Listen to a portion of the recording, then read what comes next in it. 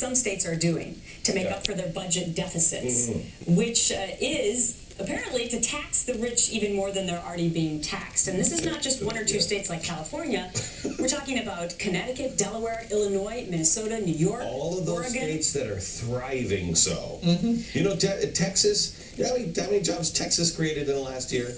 Texas, no state income tax, created more jobs than all 49 other states combined. Coincidence? Yeah, no. No, of course not. Why even look into that? You know, it's so extraordinary because they've got to look at the, you know, these state houses and legislatures that are thinking about this. They got to look at the data, and the data shows that when states raise the income taxes on the highest earners, the very engines of our economy, move to other states. Yeah, I mean, why would you?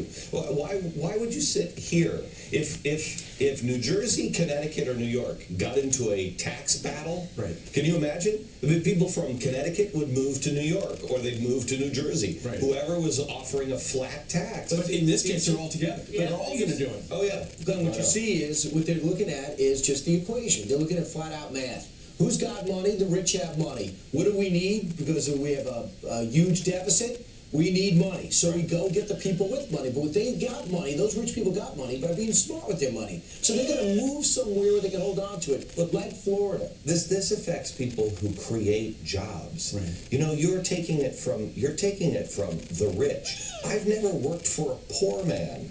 I have worked for people who are where they don't hire. Not, at least not in this economy. Right. You're taking the money away from people who can create more jobs. I don't understand why trickle down.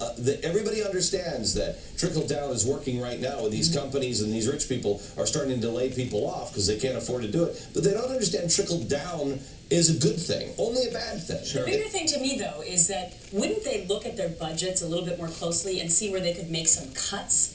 No, I want you to know, California has already done that. They caught their Save the Sea Otter program in half. I know. Right. I mean, just one other note regarding this whole soak the rich thing. Yeah. There's a professor at the University of Colorado who did a study by the name of Barry Polson and found that it doesn't work because inevitably they move out of town, move out of state, and then the middle class gets soaked. They started out to go after Daddy Warbucks. They wind up going after Joe Beer. You got to stop. You have to stop looking at money as just money. It's also time. The more they tax you, the more time you're away from your kids. The more you have to work. The more you have to do. They are taking our time as well as our money. Right. Meanwhile, the TARP. You've been anti-TARP since we heard the word and the acronym. Now all of a sudden we have some good news coming down the pike. Goldman Sachs, Morgan Stanley, J.P. Morgan. They say, listen, we're ready to pay it back. We have the money to pay it back.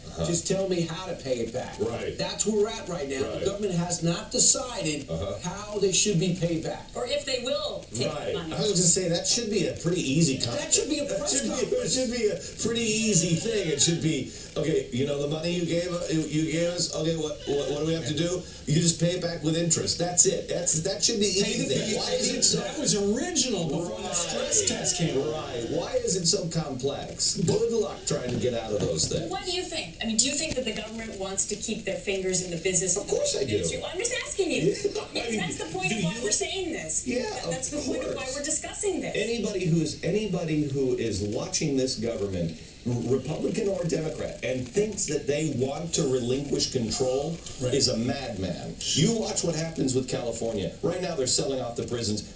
They've got an otter program. Yeah. They've got $1.5 million in dry cleaning and non-toxic dry cleaning studies. For the love of Pete, you got a lot to cut here.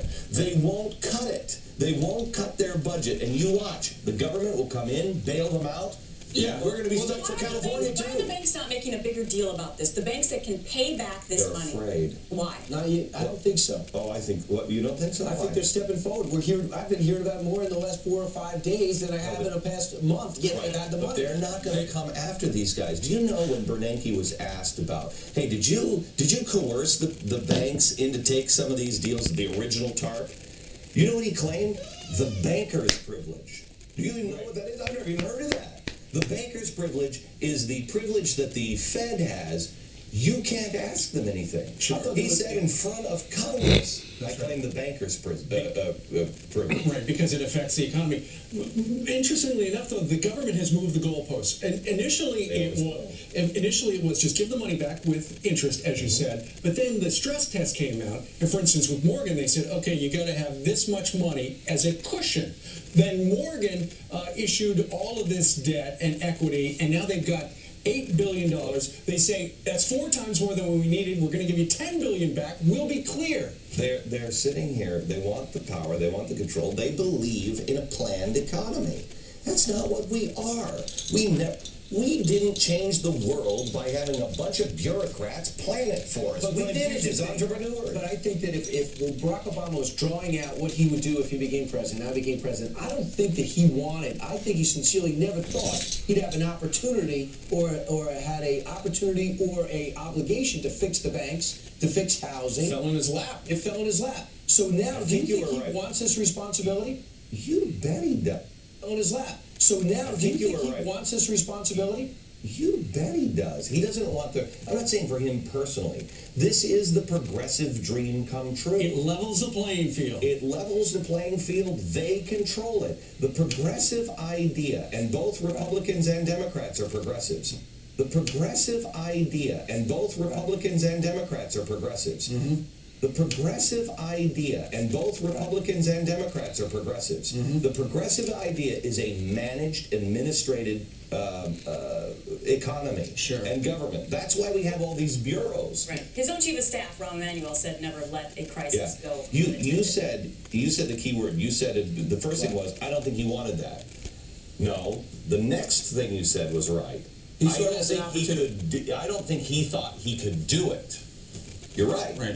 Well, now he has. But now he can do a lot of stuff, including firing Rick Wagner, the guy who runs GM. Extraordinarily, he is still on the payroll technically because they haven't figured out whether or not he should get that $20 million golden parachute that the company promised. This is amazing. He has a contract. Do contracts mean anything anymore? How do you have a society that works if the government can step in at any time and say, yeah, you know what, we're not going to honor that contract? Right. Contracts are contracts. Yeah, well, they're honoring some contracts. Yeah, of course. They're honoring the union contracts for the most part. They're going way above and beyond for the union. So you're saying it doesn't matter whether you think he deserves the $20 million. It doesn't matter whether you think a CEO deserves it. He is coming to him as he leaves. If you don't want to honor the contracts, you let them fail. You go into bankruptcy. Right. That's what bankruptcy is for. You can't just arbitrarily say, that contract's good, that contract's not. Maybe they're waiting to see what's going to happen to General Motors and that deadline of June and whether or not GM will have to file bankruptcy. They're going to file bankruptcy. And you know what? It's not going to be the last time. These car companies, when the United States government, can you imagine the car designed by the government and built by the unions, and the entrepreneur is put in the back room, and we'll dream about the days of the Pacer. The next big story for you on a Friday with your live audience is going to be these dealerships who are successful and have no idea why they're out of business and what the process was that gave them the pink slip. That is what we're doing with the states and taxes right now. I am a genius. We are taking all the bad states. We're taking all the bad states and running. If our country was a car company, we have 50 dealerships, and what we're doing, instead of putting the bad car dealers out of business, we're looking at the big ones and saying, yeah, we're going to take you in and we're going to make Texas pay for it. We're going to be back in 2 minutes with more of Glenn Beck if he has a few opinions. If not, we'll go right to break again. But first, the Fox News.